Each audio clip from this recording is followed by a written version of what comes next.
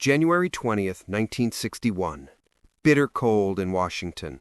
Yet when John F. Kennedy steps to the podium, the crowd stops shivering. In 18 minutes, he doesn't just deliver an inaugural address, he redefines American leadership through pure rhetorical mastery. This wasn't luck, this was psychological engineering. Today, we dissect exactly how he did it. Kennedy's first secret weapon? Silence. Most speakers fear empty space, rushing to fill every gap with filler words. Kennedy weaponized silence. Listen to his famous line, "Ask not what your country can do for you, ask what you can do for your country." Then he stops. 3 full seconds of silence. That wasn't emptiness, it was psychological tension. The human brain craves completion. In those quiet moments, listeners internalized his message, making it their own. Kennedy understood that true persuasion happens not in the speaking, but in the spaces between words. His sentence structure was equally calculated. Average sentence length in Kennedy's speeches? 12 words. Modern politicians drone on with 30-word monsters that lose everyone. Kennedy built sentences like hammer strikes. Listen to his civil rights address. This is not a sectional issue. This is not a partisan issue. This is not a religious issue. This is a moral issue. 4 sentences, 20 words total. Each lands with gavel force. He wrote for the ear, not the eye. Every comma controlled breath. Every period created impact. This rhythm didn't just communicate, it compelled. Kennedy mastered the tricolon, the 3-part structure that makes messages unforgettable. Let us never negotiate out of fear, but let us never fear to negotiate. United, there is little we cannot do. Divided, there is little we can do. Why 3 elements? The human brain loves patterns. 2 feels incomplete. 4 feels excessive. 3 creates perfect tension and release. Studies show information in 3s is 80% more memorable. Kennedy engineered his words to survive time itself. But his most radical technique was inclusive language.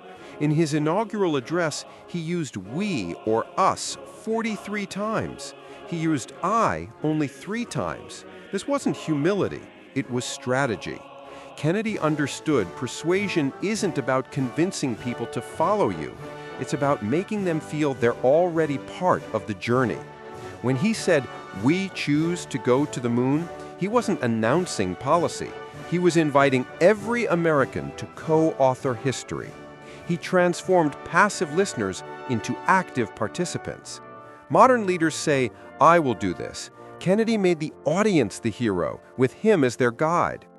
Kennedy also mastered concession and reversal. Instead of ignoring objections, he surfaced them first.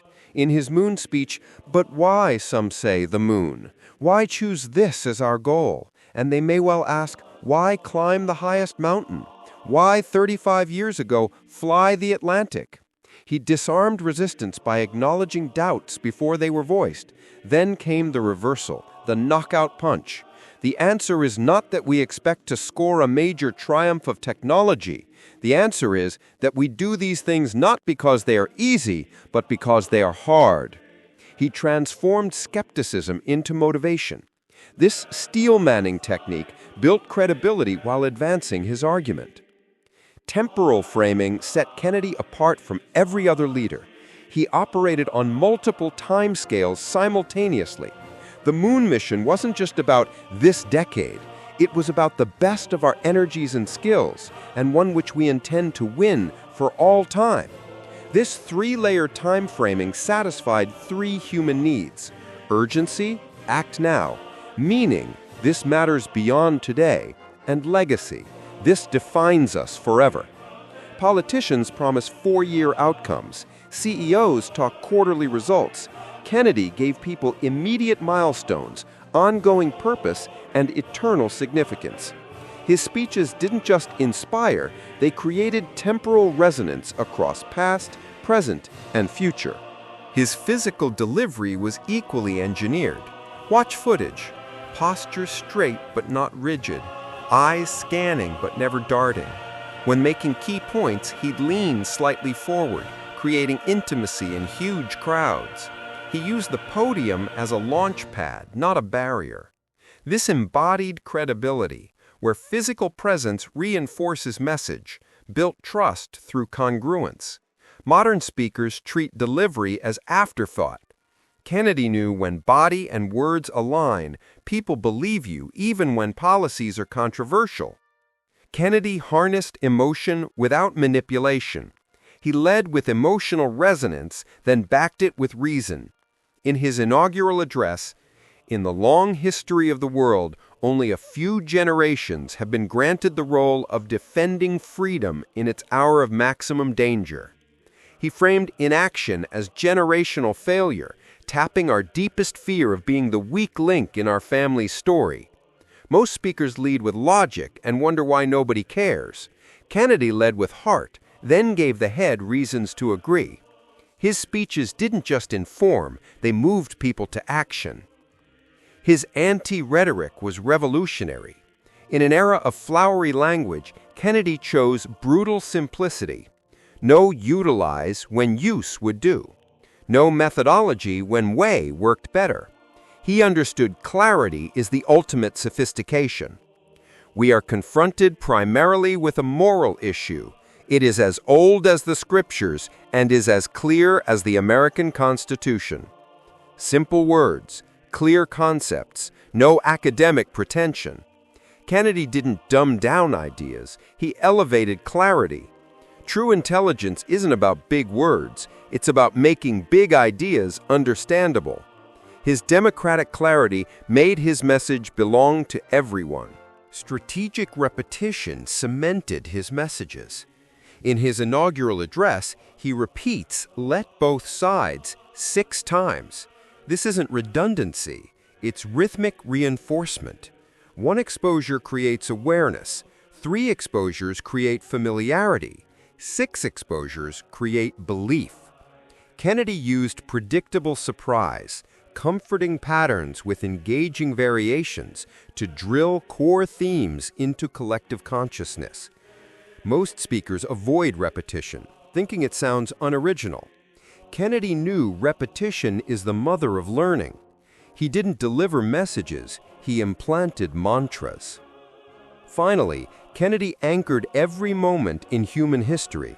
The moon mission wasn't just about space. It connected to Columbus, Atlantic crossings, Everest climbs. By linking his vision to humanity's greatest achievements, he made it feel inevitable. This historical imperative created urgency. Future generations would judge us by our response. Kennedy didn't just motivate America, it mobilized it to do the impossible. He didn't talk about isolated events. He spoke of eternal themes playing out now.